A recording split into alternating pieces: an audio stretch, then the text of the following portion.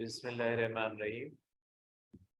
कल हमने डिस्कस किया था इनर्शियल फ्रेम ऑफ रेफरेंस को या गैलीलियन ट्रांसफॉर्मेशन को। तो आज जो हमारा यहाँ पे आखिरी टॉपिक होगा, जो भी हमारी डिस्कशन है उसके अंदर आज हम डिस्कस करेंगे प्रिंसिपल ऑफ रिलेटिविटी।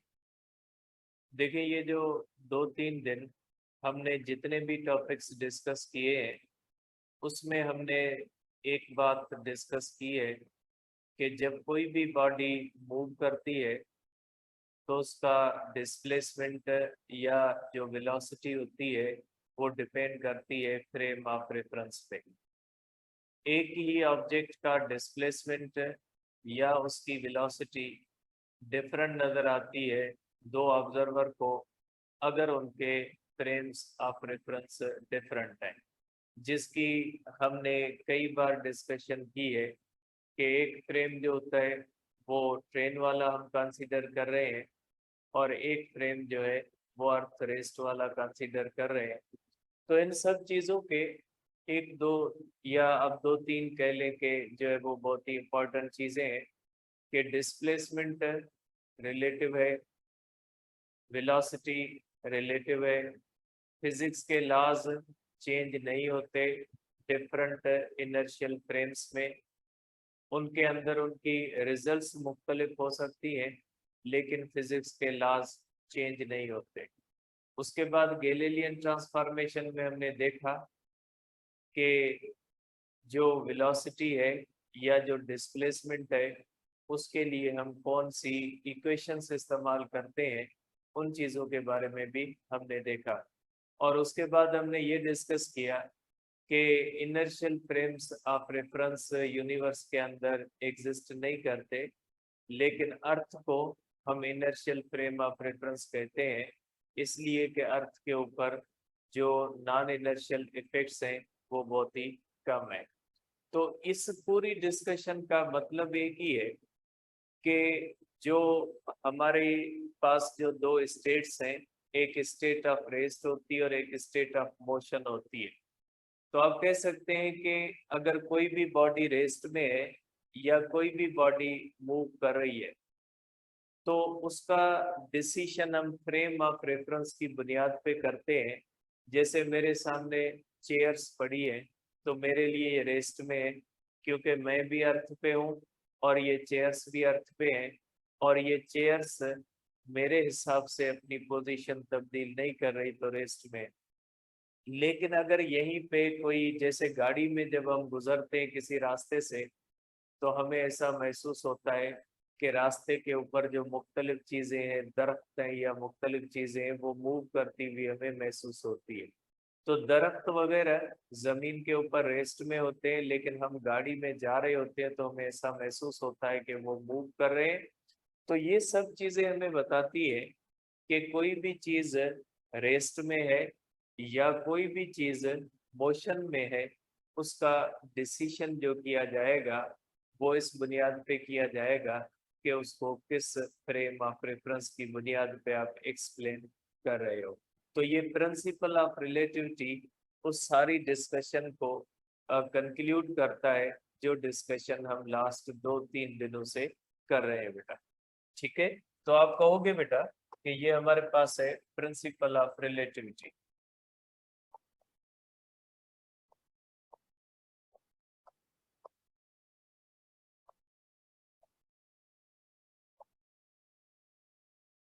ठीक है, प्रिंसिपल ऑफ रिलेटिविटी के अंदर हम ये एक चीज ये पढ़ते हैं बेटा,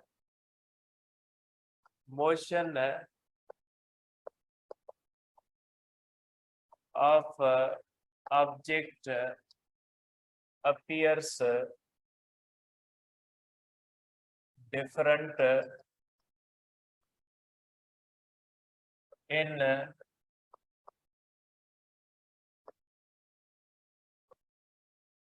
different frames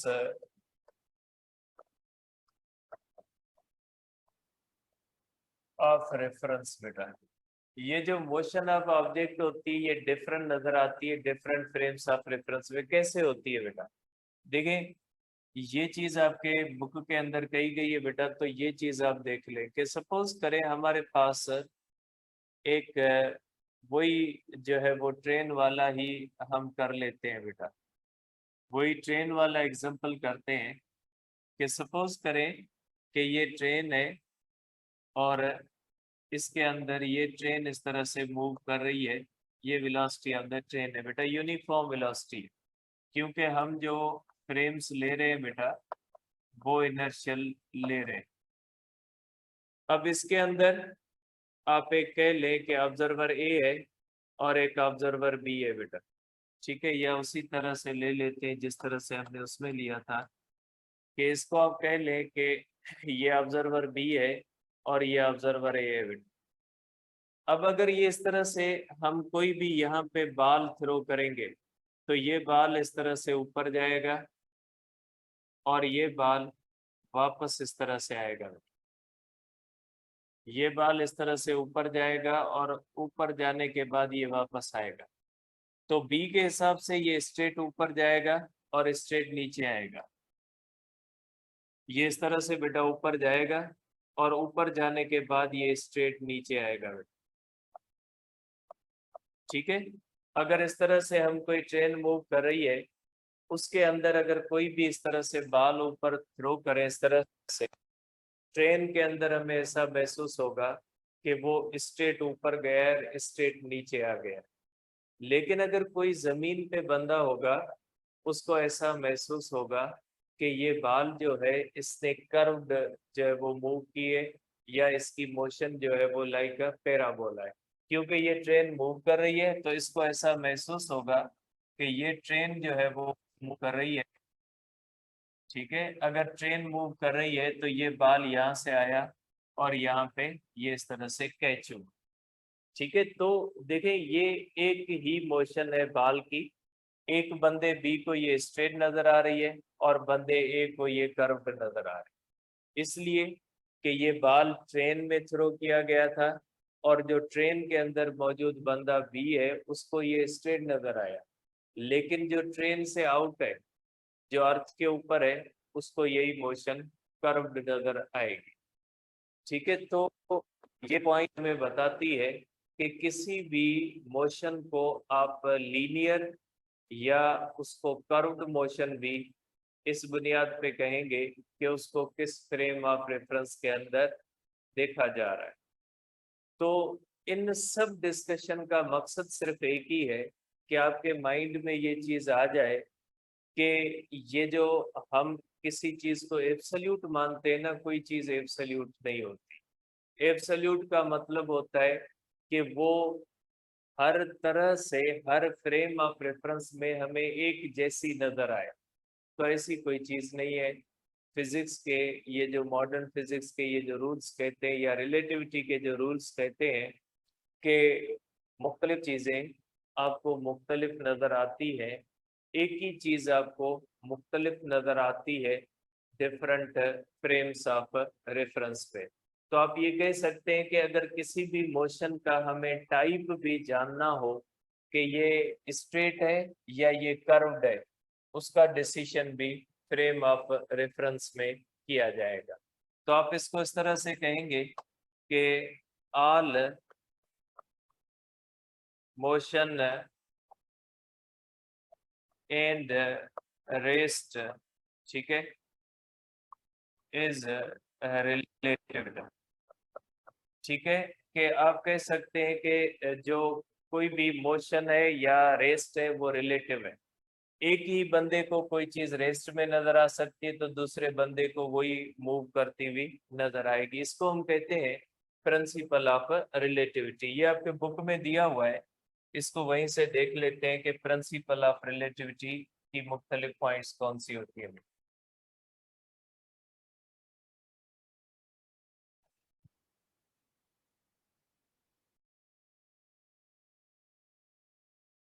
अब देखिए ये प्रिंसिपल ऑफ रिलेटिविटी की कुछ पॉइंट्स है बेटा जो आपके बुक में लिखी हुई है।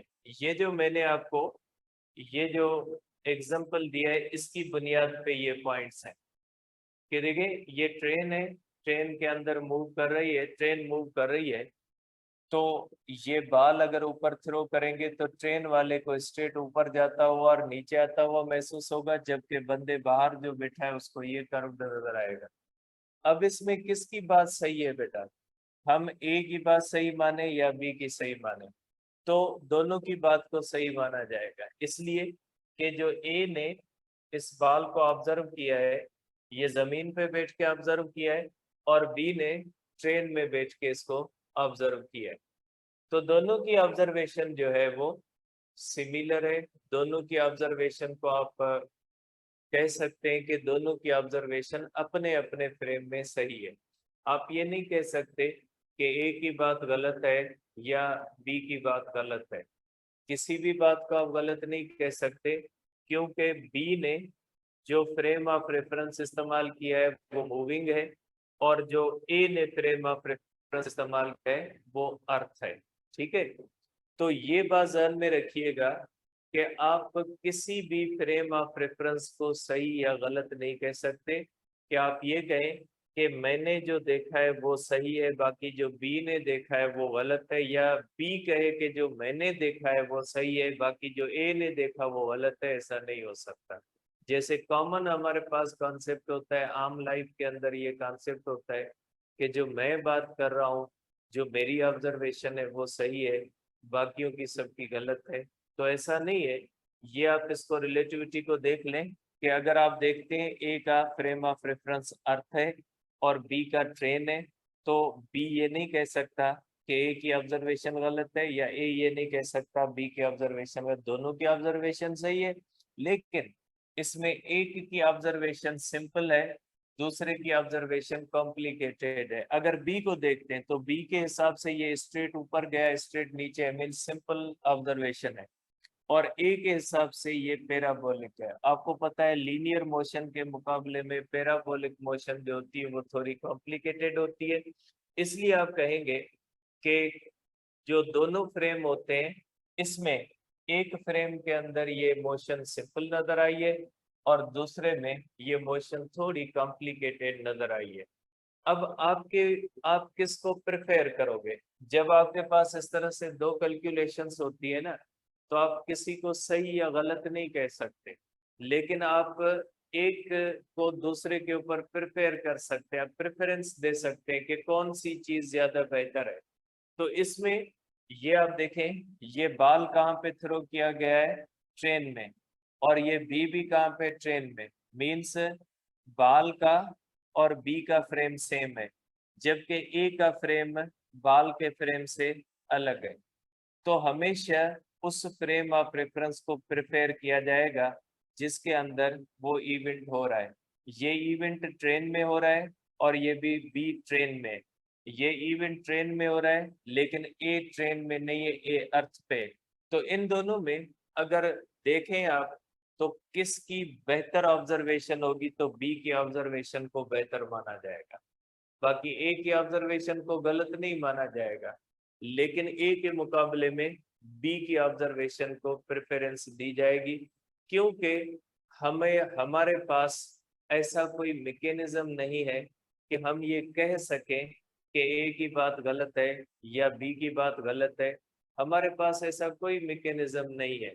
जब हम गाड़ी में जा रहे होते हैं तो हमें जमीन मूव करती हुई महसूस होती है, जब हम जमीन पे खड़े होते हैं तो गाड़ी जाते हुए महसूस होती है। ये आपने ऑब्जर्व किया होगा। अगर आप कोई जमीन पे खड़े हैं, गाड़ी आपके सामने गुजरती है, तो आप कहोगे गाड़ी मूव कर रही है, लेकिन आप गाड़ी में जा रहे हैं और जमीन की तरफ देखते हैं तो आपको लगेगा कि जमीन मूव कर रही है। तो हमारे पास कोई ऐसा तरीका है ही नहीं कि जिसके मुताबिक हम फैसला करें कि अर्थ मूव कर रही है या गाड़ी मूव कर रही है। वो तो ठीक है, हमारी कॉमन परसेप्शन होती है कि गाड़ी मूव करती है अर्थ रेस्ट पे। लेकिन अगर हम देखने के हिसाब से देखें तो जब हम गाड़ी के अंदर जा रहे होते हैं तो हमें गाड़ी की चीजें रेस्ट में महसूस होती है, जबकि जमीन मूव करते हुए महसूस होती है। जब हम जमीन के ऊपर खड़े होते हैं तो जमीन वाली चीजें रेस्ट में महसूस होती है, और गाड़ी में जो चीजें होती है मूव करते हुए महसूस होती है। तो हमारे पास कोई ऐसा तरीका नहीं है कि हम ये कह सकें कि ये जो ए मूव कर रहा है या बी मूव कर रहा है। ये तो हमने अज्यूम किया हुआ है कि ट्रेन मूव कर रही है, लेकिन हमारे पास कोई एक्सपेरिमेंटल, हमारे पास कोई तरीका नहीं है। अगर बी अपने आप को देखेगा तो बी को तो कहेगा मैं रेस्ट में हूँ, और अगर ए अपने आप को देखेगा वो कहेगा मैं रेस्ट में हूँ। तो ए के हिसाब से बी मूव कर रहा है और बी के हिसाब से ए मूव कर रहा है।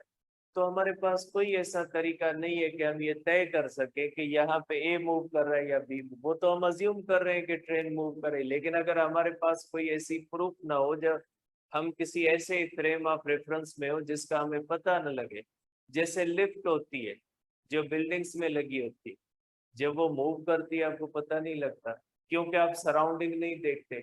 जब तक आप सराउंडिंग नहीं देखोगे तब तक आपको मोशन का अंदाजा नहीं होगा कि आप मूव कर रहे हो या रेस्ट पे, क्योंकि हमें मोशन का अंदाजा सराउंडिंग से होता है।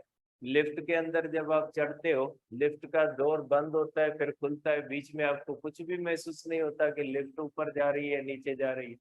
तो ये चीजें बेटा, ये चीजें हमें बताती है कि हमारे पास कोई भी ऐसा तरीका नहीं है कि जिस तरीके को इस्तेमाल करके हम ये जान सकें कि ये बी रेस्ट में है या ए मूव कर रहा है या ए रेस्ट में बी मूव कर रहा है। ठीक है, तो यहाँ पे इस पूरी चीज के डिस्कशन का मकसद ये है कि जो मोशन किसी बॉडी की होती है या किसी बॉडी की रेस्ट होती है, वो फ्रेम ऑफ रेफरेंस पे डिपेंड करती है। एक ही चीज की मोशन आपको डिफरेंट नजर आ सकती है डिफरेंट फ्रेम्स में। एक ही बॉडी की मोशन एक फ्रेम में लीनियर नजर आ सकती है, दूसरे में कर्व्ड नजर आती है। जैसे यहाँ पे बी के लिए वो लीनियर है और ए के लिए वो पैराबोलिक टू डायमेंशनल है। तो इस सारी डिस्कशन जो 2-3 दिनों की, उसका मकसद सिर्फ एक ही है कि आपके माइंड में ये बात सेट हो जाए कि मोशन और रेस्ट को जो हम एब्सोल्यूट मान लेते हैं, ऐसा कुछ भी नहीं है। हर फिजिकल फिनोमिना जो होती है वो फ्रेम ऑफ रेफरेंस पे डिपेंड करती है, और हमारे पास कोई भी ऐसा रास्ता नहीं, हमारे पास कोई भी ऐसा तरीका नहीं कि किसी भी फ्रेम ऑफ रेफरेंस को हम कह सकें कि ये रेस्ट में है और वो मूव कर रहा है।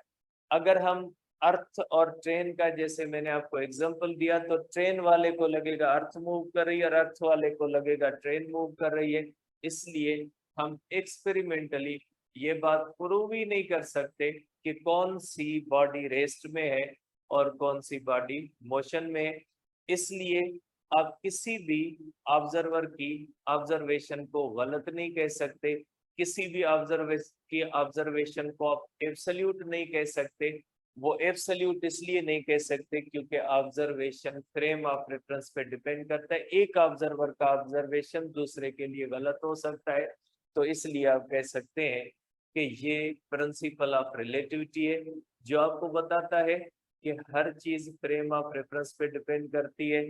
कोई भी रेस्ट हो, कोई भी मोशन हो, कोई भी टाइप ऑफ मोशन हो, सब के सब फ्रेम ऑफ रेफरेंस पे डिपेंड करते, क्योंकि हमारे पास कोई ऐसा एक्सपेरिमेंटल तरीका नहीं है जिसकी बुनियाद पे हम ये खोज लगा सकें कि कौन सा फ्रेम रेस्ट में। क्योंकि जब तक हमें कोई रेस्ट वाला, एब्सोल्यूट रेस्ट वाला फ्रेम नहीं मिलेगा, तब तक फिजिकल फिनोमिना को एब्सोल्यूटली डिस्क्राइब नहीं किया जा सकता बेटा। ठीक है, तो अब आ जाए यहाँ पे।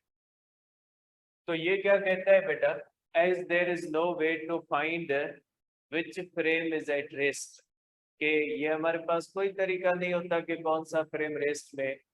There is naturally no means to decide which of the paths is the correct path. ये उस बेटा बाल की बात की गई कि जब हमें ये पता नहीं कि ट्रेन मूव कर रही है या अर्थ मूव कर रही है।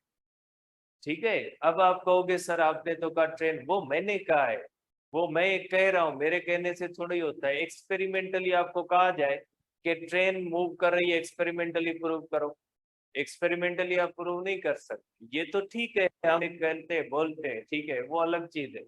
लेकिन एक्सपेरिमेंटली कोई आपके पास तरीका नहीं है। अगर ट्रेन की चारों साइड्स बंद हो, आप उसके अंदर बैठे हो, ठीक है, और ट्रेन के अंदर कोई आपको इस तरह से झटके ना आ रहे हो, मीन्स ट्रेन जा रही हो, स्मूथ जा रही है, जैसे ये लिफ्ट मूव करती है। अगर ट्रेन बहुत स्मूथ जा रही हो, ठीक है, और आप सराउंडिंग नहीं देख रहे, तो आप ट्रेन के अंदर बैठ के कोई भी ऐसा एक्सपेरिमेंट कर लें, आपको पता नहीं लगेगा कि ट्रेन मूव कर रही है, लेकिन यूनिफॉर्म वेलोसिटी, एक्सीलेशन का पता लग जाता है एक्सपेरिमेंटली, अगर ट्रेन एक्सीलेट करेगी या डिसलेट करेगी पता लग जाएगा। लेकिन अगर ट्रेन यूनिफॉर्म वेलोसिटी से मूव कर रही है, आप उसके अंदर बैठे हैं, आप सराउंडिंग नहीं देख रहे, आपको कहा जाए आप एक्सपेरिमेंटली प्रूव करके दिखाएंगे ट्रेन मूव कर रही है, आप नहीं कर सकते। ठीक है, इसलिए ये पॉइंट उसी पस मंजर में कही गई है कि as there is no way to find which frame is at rest, there is naturally no means to decide which of the paths is the correct path. However, we realize that the motion of the object is much simpler in one frame than that in the other frame of reference. जैसे observer B के लिए linear है, वो simpler है, और observer ए के लिए वो कर्व्ड है, पैराबोलिक है, तो उससे ज्यादा सिंपलर जो है वो लीनियर होती है। Thus, the choice of frame of reference depends upon the simplicity of the motion of the object. From the above consideration, we see that physical phenomena depend on relative motion. ठीक है, कि physical phenomena means rest motion, type of motion, सब किस पे depend करते हैं? Motion पे बेटा, फ्रेम ऑफ रेफरेंस पे। Einstein therefore assumed that all possible reference frames moving at uniform velocity relative one another inertial frames are equivalent for the statement and description of physical laws. This simple assumption is called the principle of relativity. ठीक है, के सब inertial frame एक दूसरे के लिए equivalent होते। ठीक है, तो ये हो गई बेटा हमारी डिस्कशन यहाँ पे कंप्लीट।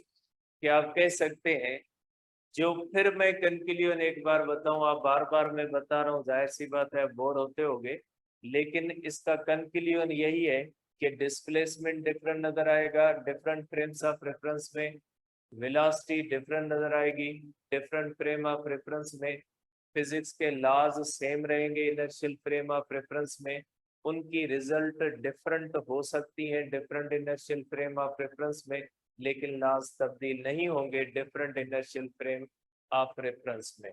और उसके बाद हमने गैलीलियन ट्रांसफॉर्मेशन की इक्वेशन पढ़ी, उसने कहा कि आप किस तरह से डिस्प्लेसमेंट और किस तरह से वेलोसिटी को कैलकुलेट करोगे। ठीक है, और उसके बाद जो हमने डिस्कस किया प्रिंसिपल ऑफ रिलेटिविटी, वो कहता है टाइप ऑफ मोशन, रेस्ट या मोशन, सब चीजें जो होती है वो रिलेटिव होती हैं, और आप किसी भी फ्रेम ऑफ रेफरेंस के बारे में ये नहीं कह सकते कि ये सही है ये गलत है, क्योंकि आपके पास कोई ऐसा तरीका नहीं होता कि आप ये कह सके कि ये फ्रेम रेस्ट में है और ये फ्रेम मूव कर रहा है।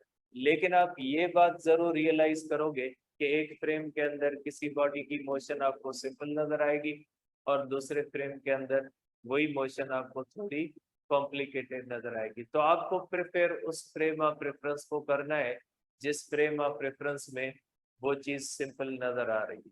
ठीक है, तो ये हो गया हमारे पास प्रिंसिपल ऑफ रिलेटिविटी। ठीक है, अब ये बेटा इसके बाद है थ्योरी ऑफ रिलेटिविटी, लेकिन उससे पहले दो तीन चीजें बहुत ही इंपॉर्टेंट है। ठीक है, अब अगर स्पीड ऑफ लाइट का देखते हैं बेटा, इसी चीज को अगर स्पीड ऑफ लाइट के पस मंजर में देखते हैं, ठीक है बेटा, अब स्पीड ऑफ लाइट के बारे में अगर हम देखते हैं तो क्या स्पीड ऑफ लाइट भी हमें ऐसे नजर आएगी या नहीं? ये तो हम कॉमन चीजों की बात कर रहे थे कि मुख्तलिफ चीजें, जैसे हमने जो ABC वाला लिया था उसमें C को हमने मूव करवाया था और C की हमने देखा था स्पीड A और B ने देखी।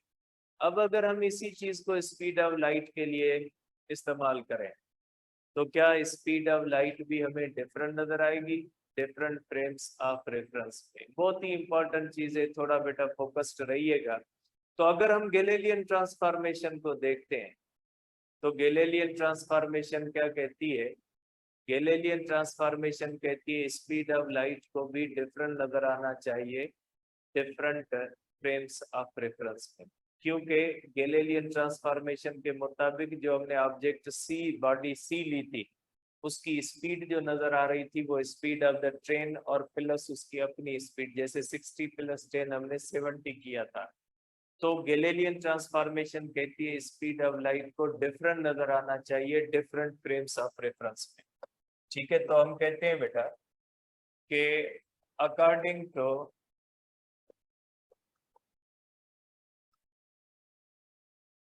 Galilean transformation.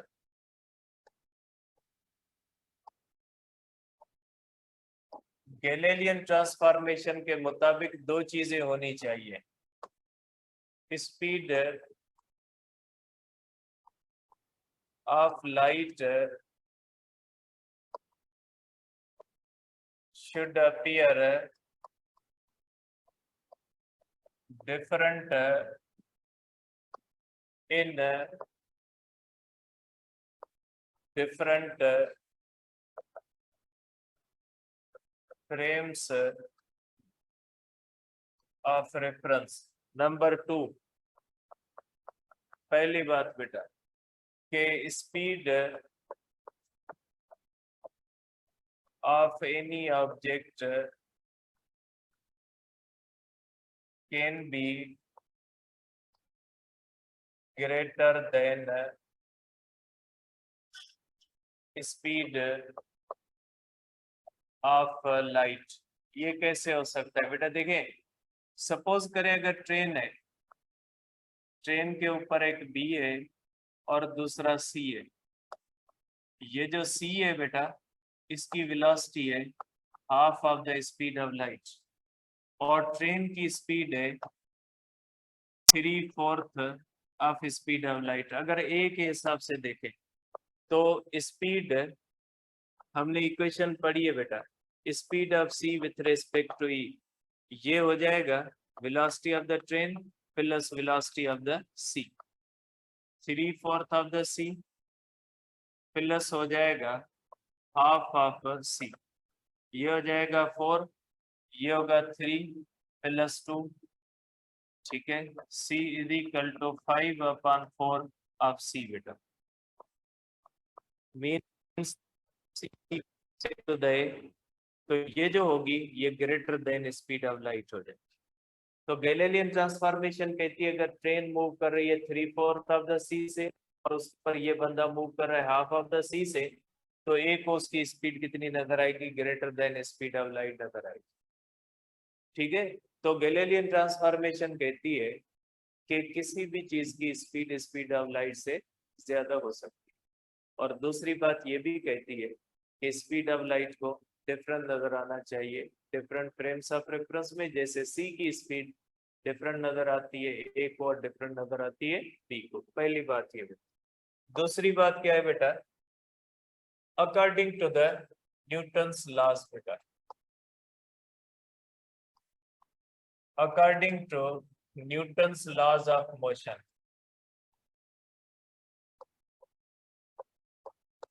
Newton's laws of motion के मुताबिक क्या होता है? न्यूटन का लॉ क्या कहता है? Acceleration is directly proportional to force, या rate of change of momentum is equal to change in momentum is equal to impulse, ठीक है।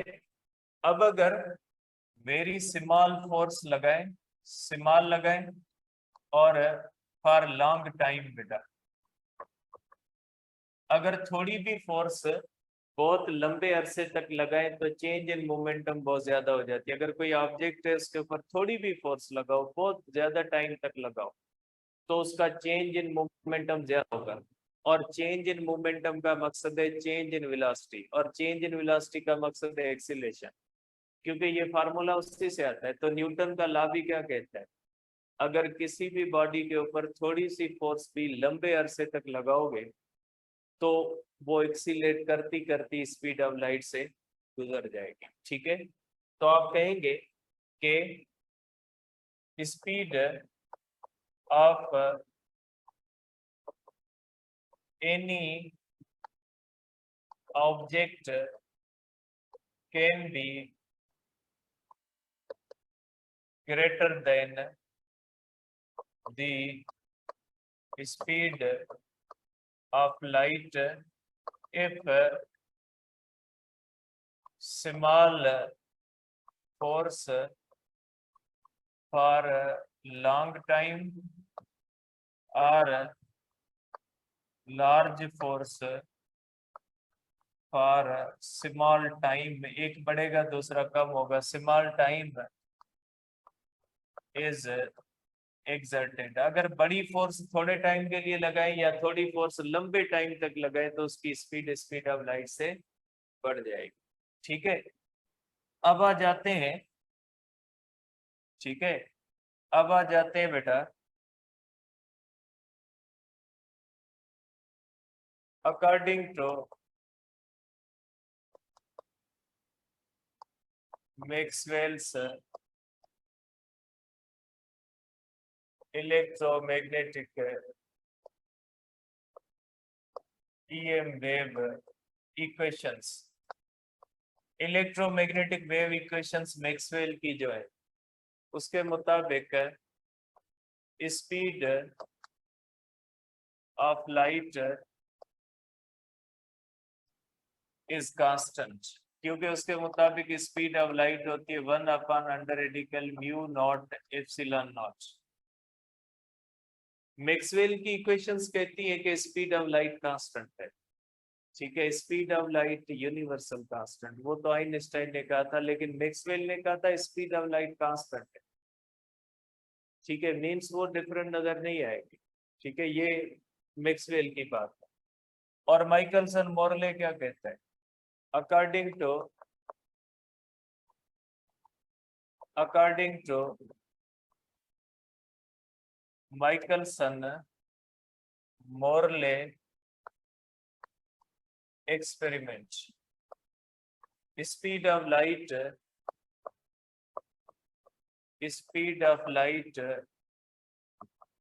is constant and appears same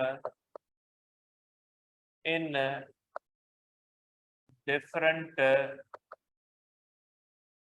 frames of reference. आप कह सकते हैं कि ये पॉइंट आ गई बेटा कि माइकलसन और मोरले का एक एक्सपेरिमेंट आया था। माइकलसन और मोरले का जो एक्सपेरिमेंट था, जो ईथर को गलत उन्होंने किया था, उस कॉन्सेप्ट, उस एक्सपेरिमेंट के अंदर उन्होंने एक्सपेरिमेंटली ये बात प्रूव की थी कि speed of light different frames में सेम नजर आती है।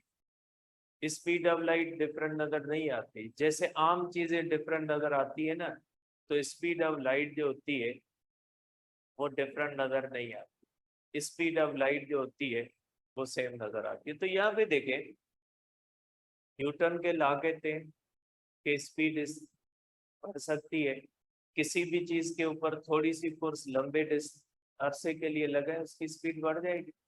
या थोड़ी ज्यादा फोर्स थोड़े टाइम के लिए लगाए, या ज्यादा फोर्स ज्यादा टाइम के लिए लगाए, तो और भी बहुत ज्यादा बढ़ जाएगी स्पीड। मीन्स गैलीलियन ट्रांसफॉर्मेशन भी यही कहती है।